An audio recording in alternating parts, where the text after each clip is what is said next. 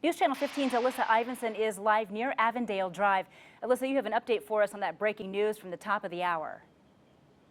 Fort Wayne Police Chief Gary Hamilton just arrived here on the scene a few moments ago. He's talking with detectives right now, being brought up to speed. I want to show you where the investigation is focusing. It's this alley right behind us off of Baxter between Avondale and Lafayette. Crime scene processing the scene right now. They just put a pile of bloody clothes into a bag. There's still some blood stains there on the alley. Not a lot of details available right now as everything is still being pieced together, but we do know that one male taken to a hospital in critical condition. The public information officer just arrived on scene as well. I'll be talking with him to get the very latest on this. You can find the latest updates on Wayne.com, and we'll be back out here live for you tonight at 6 o'clock. Heather. News Channel 15's Alyssa Ivanson first reported the story at 6 and kept working on it all evening, even confronting Ensley at tonight's council meeting. Alyssa. Well, Republican City Councilman Paul Ensley has been on the job for only 2 months, now finding himself in the middle of controversy. Police reports saying he's trying to use his office to get out of giving an officer information. But new tonight, Ensley sends us a video he took that he says proves otherwise. Sitting at the council table, Paul Ensley's injuries clear, and he announces at the meeting that he was a victim of a domestic violence situation. I appreciate the courtesy and professionalism with which the Fort Wayne Police Department handles these matters. Thank you. But just hours after council, Ensley sent me an email calling the officer involved hostile. This after we confront him about the police report that says he threatened to get the officer fired. I can call Rusty York and have your job. You didn't say that? Certainly not. Why would the police report say you did? I have no idea. How did you get the injuries that matched the police report? I'm unable to comment on that at this time. Police called to a domestic situation at this house on St. Joe Center Road around 7:30 yesterday morning. Ensley tells us he took a video of that encounter. Confident that the audio recording will shed some light on the situation. Can we get a copy of that? Not at this time. I don't have it available, but I certainly trust that my attorney will make it available at the appropriate time. Thank you. And who's your attorney? Thank you. I have no further comments at this time. But then the email from Ensley, a video attached. My name is Paul Ensley. I'm a member of the Fort Wayne City Council. It's of his cell phone playing back a video of what Ensley says is that encounter with police, where the report says he threatened to call Public Safety Director Rusty York and, quote, have the officer's job. Here's how the video plays that out. I call him Rusty. Oh, Rusty, I don't care. You're covered in scratches. Do you want me to play your game? Would you like that to be in the paper? Would you like that in the paper? City councilman covered in blood and scratches? Then don't threaten me. You threaten me. Don't threaten me with Rusty York. You got scratches on your face. She's obviously smacked you around. So don't threaten me. Would you like a city councilman to come on the papers that you got scratches on your face? And I get caught here on a domestic battery? I would not like that. Then don't threaten me. So I don't know why we have to write a report. Don't threaten me, because I have to write a report. I can put that you refuse to talk to the police. That nothing happens. I'm talking to you. Okay? Don't tell me how to do my job. I don't care if you're a city councilman or not. Ensley wouldn't answer any more questions with me over the phone after we watched that video. I did ask him in an email what he meant when he said he would call Rusty York if that wasn't a threat, and he hasn't responded yet. Now, you can watch the entire video and see the entire police report and my full interview with Ensley all right now on Wayne.com. Alyssa Ivanson, News Channel 15. A pizza delivery man has been fired. He's accused of inappropriately texting customers after he's already dropped off their pizzas. 15 finds out investigator Alyssa Ivanson discovered today he's done this more than once. She joins us now with what she's learned. Alyssa. Well, we've all given pizza places our numbers so we can have our food delivered, but we don't expect the drivers to text us later. That's what people say one Papa John's driver did several times. And once corporate found out, well, he's not a driver anymore. Everybody thinks it's gross and creepy and inappropriate. Jennifer Frazier alarmed when she saw the text messages on her 15-year-old daughter's phone Wednesday night. She said, well, I'm scared. I said, why are you scared? She said, well, because the pizza delivery guy is contacting me. The Papa John's driver dropped off the pizza with Frazier's daughter, but then he claimed he accidentally called her and texted her. She said, who is this? And he said, LOL. He used the angel emoji. The kissy face, that was terrible. Said her pizza smelled good and that he wanted some. Even her friends don't call her hun, especially an adult man. It's gross. Frazier called the Papa John's on West Jefferson, where the driver worked, and asked for the manager. I told her what happened, and she said, oh, he does that. I said, he does that? How does he have a job? 15 Finds Out posted these texts on Facebook. Another woman emailed us text messages the same driver sent her in May. He told her he was going to call, saying he was on the way, but again, these were sent after he delivered the pizza. In both conversations, he mentions not wanting to get in trouble. Because they had said that it had happened before and that was typical behavior for him, that's why I took it up the chain. Frazier called Papa John's corporate offices. Yesterday, a regional manager left her a voicemail apologizing and saying they were firing the driver. And I felt like he took it much more seriously than the local store, and I appreciated their apology, and that's all I really wanted, was just for them to acknowledge that this is inappropriate. They messed with the wrong mom. Now, the Papa John's franchise owner just sent us a statement about a few minutes ago saying, quote, "The privacy of our customers and employees is extremely important to us. Papa John's has taken appropriate disciplinary action and terminated the employee involved.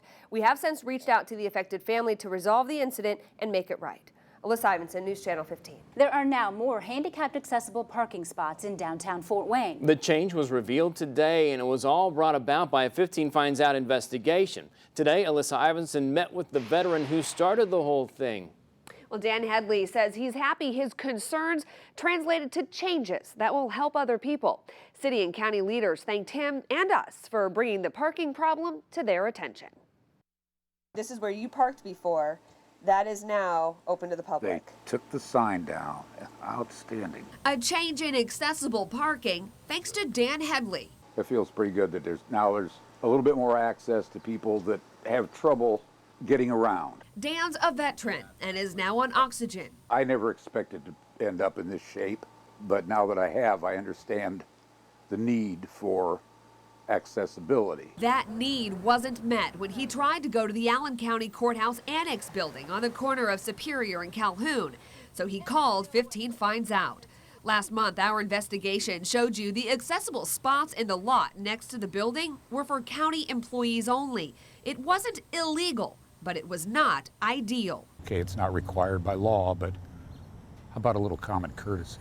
15 Finds Out pointed out the parking problem to Commissioner Nelson Peters, who immediately went to work with the city to find a solution. Hats off to you guys first for bringing it to our attention. Nelson called me and said, hey, we need to work together and get this done. While they were surveying the block, they saw the problem firsthand. A woman with her disabled father parked in the employee-only accessible spot. It was obvious that something needed to change. So we've made the changes. Government can be responsive, government can be collaborative, government can be sensitive. Now 3 new spots on Calhoun. One is accessible. One space in the county lot lost a sign and is no longer employees only. And a metered spot on Harrison now changed to be accessible. We want this to be a destination point. We want this to be a situation where individuals can get in and get out and get their services and their needs met without having to worry about where to park. Great move in the right direction. I mean, you can meet the minimum requirements, but until you start becoming the best you can be, we're not the community we should be. A community Dan is happy he could help. Knowing that I've affected a good change that's pretty all right. I don't do that very often. People were using the new spots within minutes of them being opened this morning. One woman told us she was thrilled to have an accessible spot so close to the building. For 15 Finds Out, I'm Alyssa Ivanson. These funny guys say they just wanted to bring a little extra fun to the state fair. They had to ride around in a golf cart for hours, so they decided to make it entertaining. And get ready to laugh, because this video that made them famous is not their only one. Meet Indiana State Troopers Jonathan Ambergy and Brent Lemberg. They've been patrolling Indiana's highways for years, and this year they worked the Indiana State Fair. A lot of high fives and handshakes. Trading in squad cars for a golf cart. We just decided to have fun with it. And the rest is internet history. Lip-syncing sensations to the song Summer Nights. We were just trying to come up with a funny male-female duet, and everybody knows the movie Grease. Randomly came up with that one. And how did you get to be Olivia Newton-John? It just happened. We were talking about that earlier today. We didn't even talk about who's going to do it. It just kind of happened. The video went viral overnight. When we went to bed, we had like 1,000 views, and then we woke up and there's hundreds of thousands of views, and now millions of views. It's crazy. The movie Grease. Even appearing on Inside Edition yesterday. It's just kind of mind-blowing that it blew up in less than a day. We're on national TV. It's kind of a little bit crazy. The movie's soundtrack was the last video they made at the fair, but not the only one. They come naturally, I guess. I don't know. We both have a good sense of humor, so when they came to us, we would just talk about it and then run with it. Like this one, titled Looking for Lost Kids at the Fair, set to the Pink Panther theme song. Or this one. Looking for Waldo. Where's Waldo? Catch that? Here it is again. Waldo. Where's Waldo? Waldo was part of a kid's scavenger hunt. And there's this video of what happens when you hit a speed bump, making your partner drop his grilled cheese sandwich. The videos were just for some good old-fashioned fun. The troopers never expected the PR campaign it created. Comment after comment online talks about how good it is to see another side of police officers. It really wasn't our intention. We thought, a few of our friends would laugh at it, and that would be it. For the entire United States to come together and really see that we are people and that we have sense of humor. We're not robots. We care about people. We want to see people smile, and it's awesome. The only complaints? That the video was only 40 seconds long. We had no clue it was going to blow up like it did, or maybe we would have done the whole song. So to keep their fans happy, they gave News Channel 15 an exclusive new song.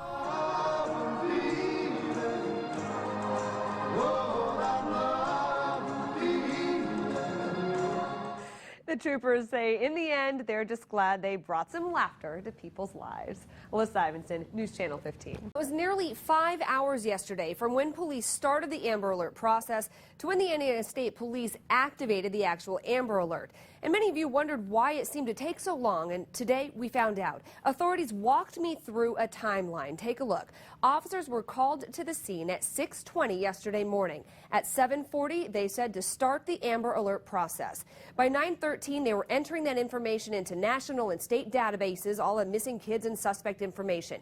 10:28, all of that to the Indiana State Police. That point, at 12:07, ISP authorized the Amber Alert but did not activate it until 12:24. An Amber Alert takes a lot of verification. There's a lot of preliminary information you have to get. Then you have to verify everything that you're going to put into the alert. So that slows down the process greatly. The state police will not approve one on hunches and thinking. It has to be somewhat verified. So once we receive the request for the Amber Alert from another agency, we have to first we have to verify all the information that's in there that is correct, that it follows the protocol of the Amber Alert. State and local police both said that while not ideal, sometimes it just takes time to get an Amber Alert issued.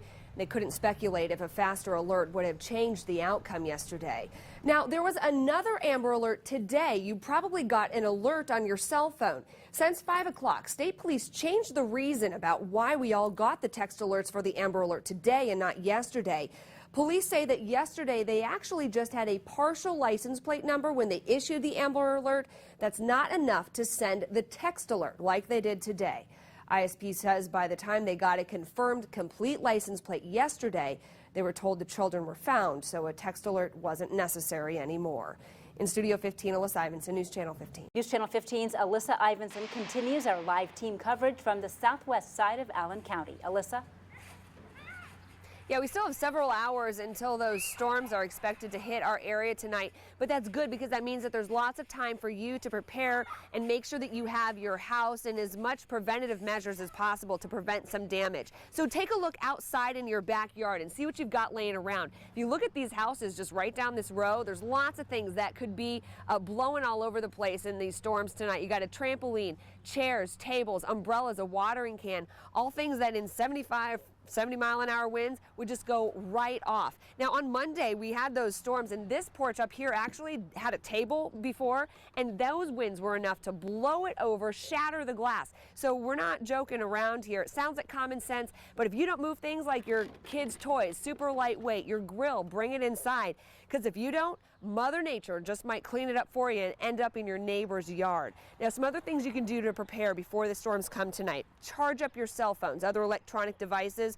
That way, your Wayne Weather app, you can watch the radar on it. You'll be ready to go when those warnings start rolling in tonight. Also have a plan in place so you know where to take shelter. If you've got a basement, go there. If you don't, go to the lowest level possible and as inside as possible. Get as many walls between you and that storm as you can.